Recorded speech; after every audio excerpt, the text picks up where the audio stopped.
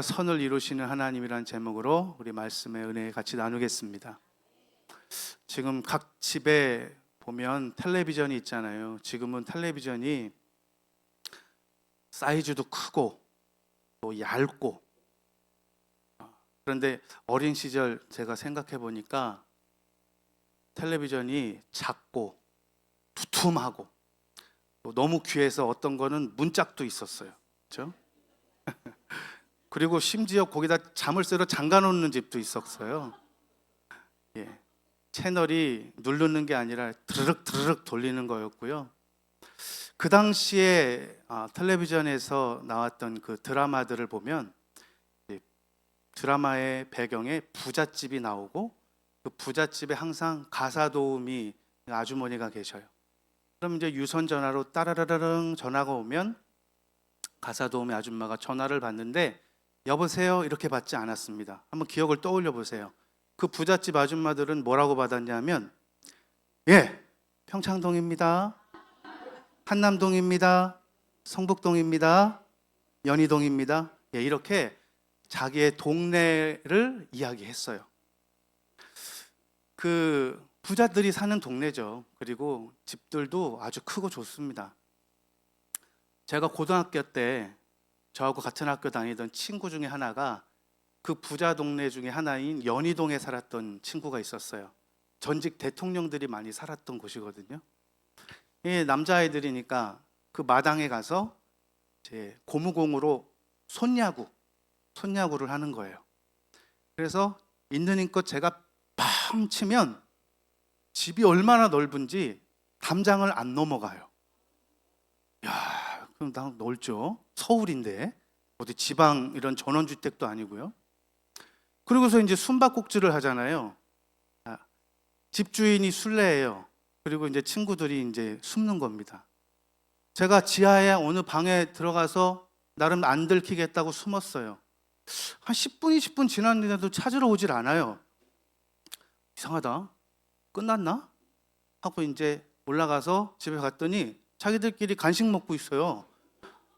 야, 왜 안 찾아? 네가 술래인데. 너 어디 있었냐?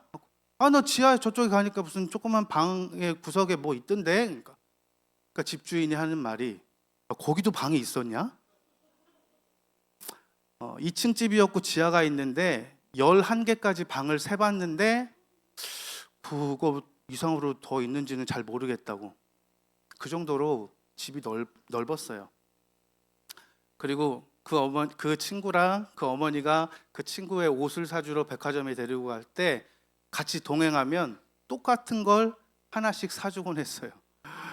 아멘. 예, 그만큼 좀 이렇게 부자였었던 것 같아요.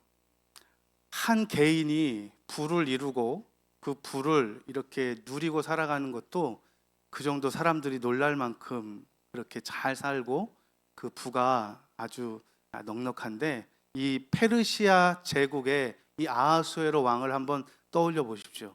자기가 일구어 놓은 이 제국의 사이즈며 이 국가의 힘이며 재물이며 이거 너무너무 넉넉하고 너무너무 비대해져 가는 겁니다. 그래도 이 야욕을 그치지 않고 계속해서 영토를 더 확장하려고 하는 그런 꿈을 가지고 제국을 꿈꾸던 이 페르시아의 아하수에로 왕은 자신의 부하들과 군사들의 사기를 진작시키고자 한 6개월간 잔치를 벌이는 거예요. 그리고 그것도 모자라서 7일 동안 이 페르시아 수도라고 하는 그 수산궁의 백성들을 위해서 7일 동안 또 잔치를 베푸는 겁니다. 얼마나 먹을 것이 넘쳐나고 얼마나 힘이 막강하면 그렇게 수개월 동안이나 잔치를 벌이고 파티를 하고 또 이렇게 전열을 다시 가다듬고, 우리 또 그리스 원전을 앞두고 우리 열심히 싸워서 준비합시다 하고 이제 이렇게 막 즐기고 있을 때에 이제 주흥이 들고 기분도 좋아지니까 자기의 아름다운 아내 와스디를 이제 사람들 앞에 인사시키고 싶은 겁니다. 그 와스디는 다른 부인들과 함께 또 다른 잔치, 또 다른 파티를 벌이고 있었어요. 그래서 사람을 보내서 와스디를 청하라. 내가 지금 기분이 너무 좋으니 사람들에게 와스디를 좀 소개하고 같이 인사하고 싶구나. 그래서 사람을 보냈더니 이 왕후 와스디는 자기 나름대로의 잔치를 거기서 또 벌이고 있는 거예요.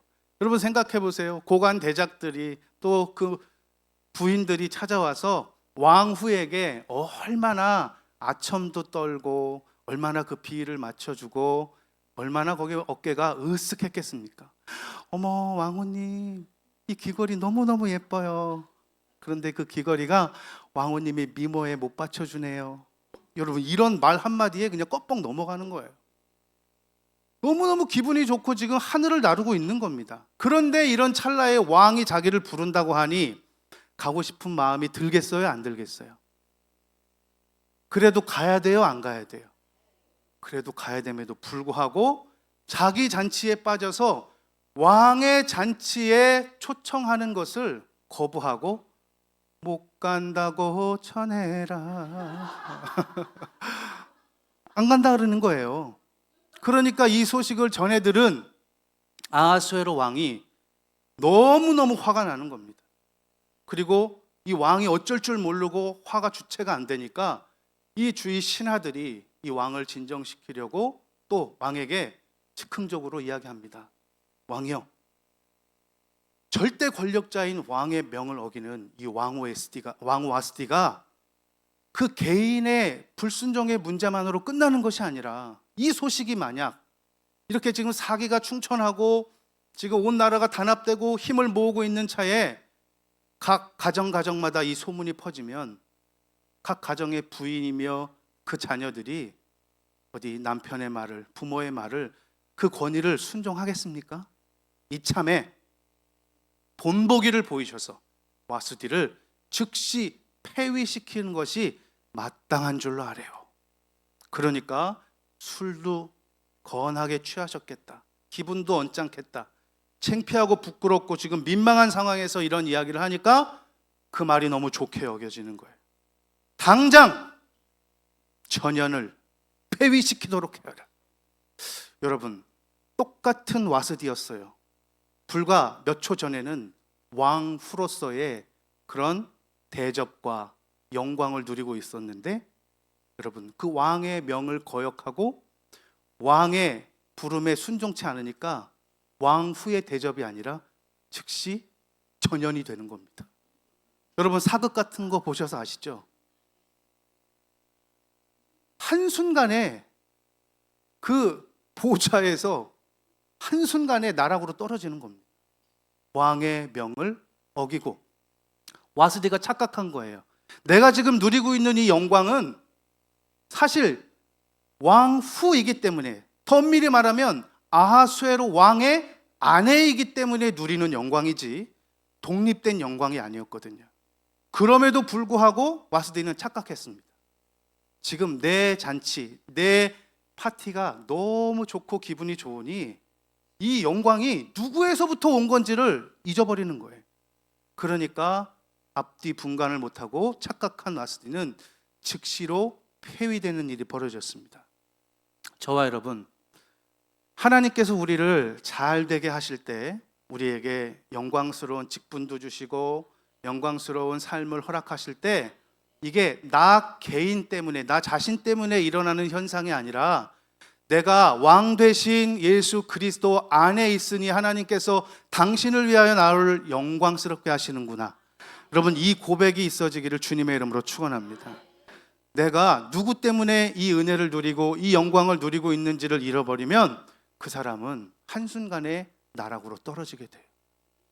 하나님이 아름답게 창조하신 천사도 그 아름다움이 누구에게서부터 온 줄 그것을 잊어버리고 하나님의 자리를 찬탈하려고 하다가 자기 지위를 지키지 못하고 떠난 그가 타락한 천사, 타락한 사탄이 되어버리지 않습니까? 이 와스디의 모형이에요. 사탄의 모형. 그리고 하나님은 당신의 택한 이스라엘 백성조차도 그가 하나님의 말씀에 불순종하면 하나님께서 버리는 거예요. 저와 여러분도 마찬가지입니다. 우리가 이제 하나님 자녀가 되어 하나님의 은혜를 누리고 하나님으로부터 얻어지는 그분 안에서의 영광을 우리가 취하며 누리고 나누고 살아가는데 우리가 순간 교만해지면 우리가 착각해서 이 내가 누리고 있는 영광이 하나님으로부터 온 것이라는 생각을 잊어버리고 잘 될 때는 사람이 자꾸만 나를 찾는 거예요. 내가. 왕년에 저와 여러분, 우리 이 유혹에서 벗어날 수 있기를 주님의 이름으로 축원합니다.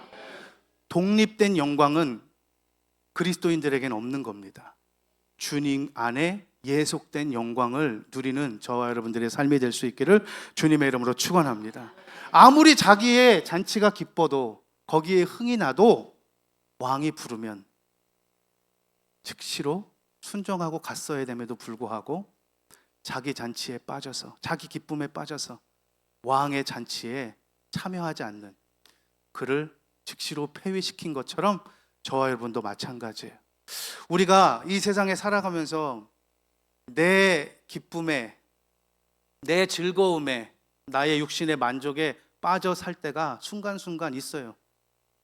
그럼에도 불구하고 우리는 그때마다 깨달을 수 있는 은혜가 있기를 주님의 이름으로 축원합니다. 내가 정신 차려야지. 내가 왜 이렇게 세상 향락에 취해 있을까? 내가 이 왜 쾌락에 빠져 이러고 있을까? 오늘이 주일이네. 여러분, 오늘이 주일이네. 이러면 안 되는 거예요. 벌써 이 순간부터. 벌써 준비되어지는 자세가 필요하죠. 왕의 잔치에 내가 잘 참여하기 위해서 예복도 잘 준비하고, 드릴 예물도 잘 준비하고, 주님이 기뻐하실 거룩한 기도의 향도 잘 준비하고, 이렇게 딱 준비해서 왕이 부르면 주님, 제가 여기 있습니다. 주의 부르심에 제가 순종하며 나왔습니다. 이런 자세로 주의 잔치에 동참해야 그 영광을 공유하는 것이지, 벌써 하는 순간 우리는 주님을 잊어버린 거예요. 여러분, 언제나 어디서나 무엇을 하든지 주님이 우리를 부르시고 요청하실 때는 즉시로 순종할 수 있기를 주님의 이름으로 축원합니다. 그래서 제가 은혜 받는 노래가 하나 있어요. 당신이 부르면 달려갈 거야. 박수 치신다 저기 또. 무조건 달려갈 거야라는 그런 노래가 있더라고요. 너무너무 은혜스러운 거예요. 이게 찬송가는 아니지만 제가 한번 그 가사를 쭉 이렇게 되뇌어 보니까 이거 완전히 복음송이네. 당신이 나를 찾는다면 나는 대서양을 건너서도, 인도양을 건너서도, 태평양을 건너서도 무조건 달려간다는 가사예요.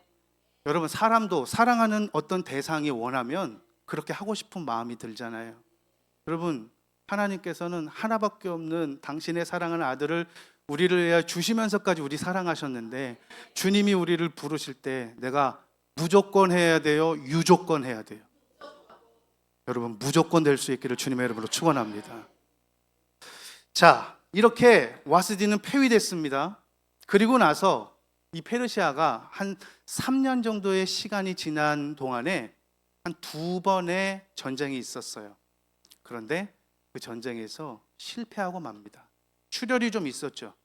그러니까 이 아하수에로 왕이 깊은 고뇌에 빠지고 사색에 잠기는 겁니다. 심신도 피곤하고 2번의 전쟁에서도 패배하고 이렇게 혼자 사색에 잠겨 있으니까 자꾸만 지난 날이 자꾸 회상되는 거예요. 여러분, 사람이 잘 나갈 때는 앞만 보고 달립니다. 마치 나만 이 세상에 존재하는 것처럼 그냥 꿈을 향해서, 희망을 향해서, 저 비전을 향해서 앞만 보고 달려가다가 실패하게 되고 좌절하게 되고 또 패배를 쓰라린 맛을 보면 지난 날을 자꾸 회상하고 추억하는데, 이 아하수에로 왕도 그런 거예요. 고민이 된다, 힘들다, 괴롭다 하는데 자꾸만 지나간 그 여인이 생각이 나는 거예요. 누구예요? 폐위시킨 와스디가 생각나는 거예요. 그때 내가 너무 했나? 내가 좀 술이 너무 취해가지고 너무 즉흥적인 감정적인 결정을 했나? 그래도 와스디만한 여인이 없었던 것 같은데. 이렇게 사색에 잠겨있는 모습을 누가 불안해했냐 하면 와스디를 폐위시키라고 건의했던 신하들이 불안해하는 겁니다. 왜냐하면 왕이 저렇게 깊은 사색에 잠기고 괴로워하다가 안 되겠다. 그래도 부관이 명관이라고 저 와스디 다시 불러들여서 내 아내로 다시 삼고 같이 살아야겠다 라고 하면 와스디를 폐위하자고 결정했던, 건의했던 그 신하들이 정치적인 생명에 위기감을 느끼지 않겠습니까? 와스디가 만약에 다시 그 자리에 딱 돌아와서 그때 나 자르라고 한 사람 누구야? 여러분, 이렇게 되면 자기의 정치 생명이 위태로워지는 거예요. 그러니까 이 신하들은 할 수 있으면 빨리 왕의 마음을 돌이켜서 새로운 왕비를 구해야 자기들이 살아날 것 같으니까 왕에게 찾아가서 이야기하는 겁니다. 요즘 왜 이렇게 근심이 많으십니까? 왕이여, 사랑은 또 다른 사랑으로 있는다 하였습니다.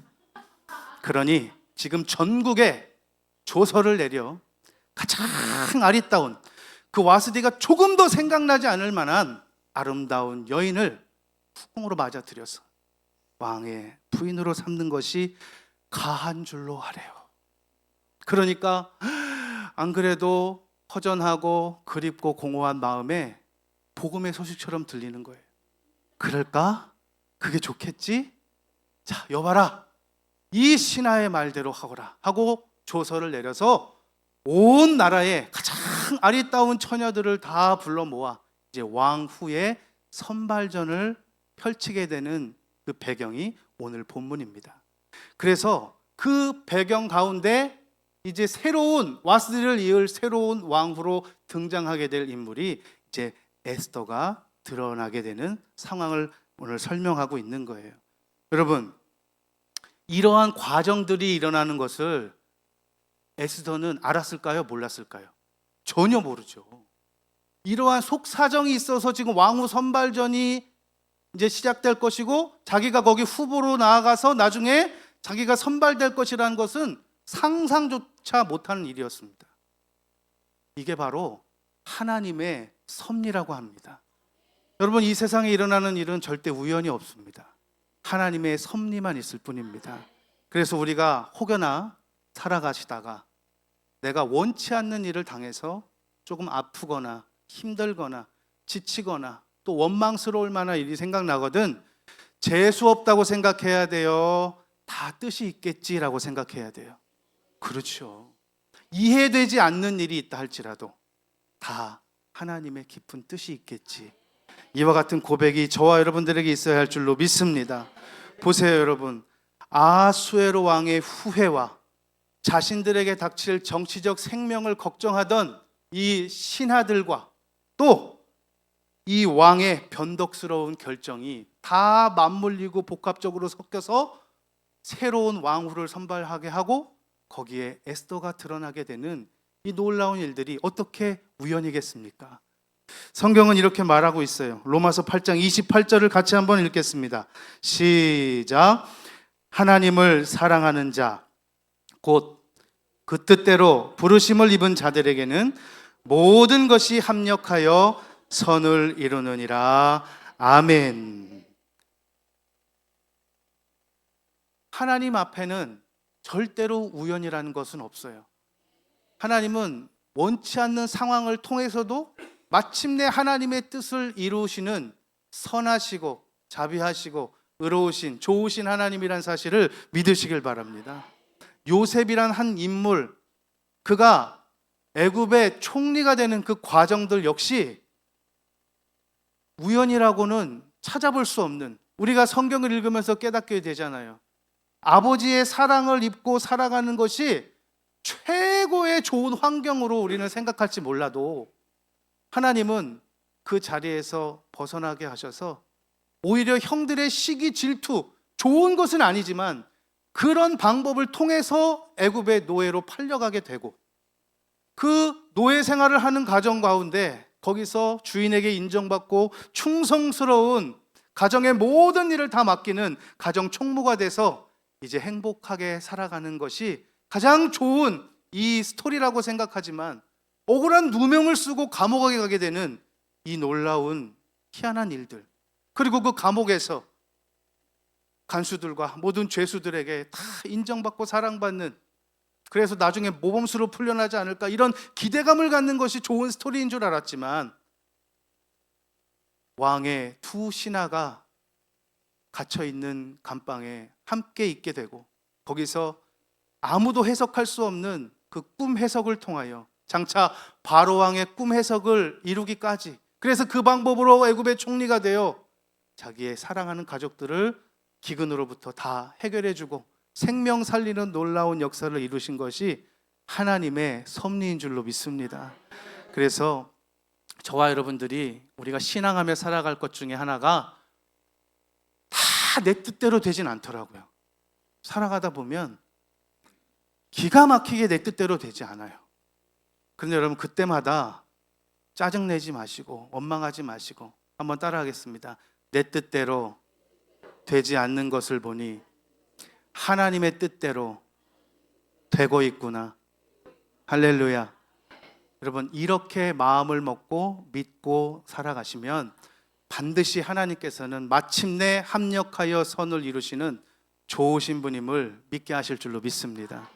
그래서 우리는 이 세상에서 일어나는 일들을 다 알 수 없어요. 그리고 나에게 왜 이런 일이 일어났는지 우리는 다 이해할 수도 없습니다.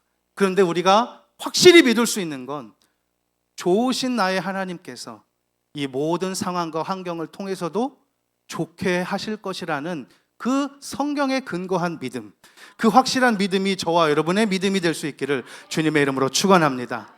다시 한번 합력하여 선을 이루시는 좋으신 하나님을 이 한 주간도 믿고 승리할 수 있기를 주님의 이름으로 축원합니다. 기도하겠습니다.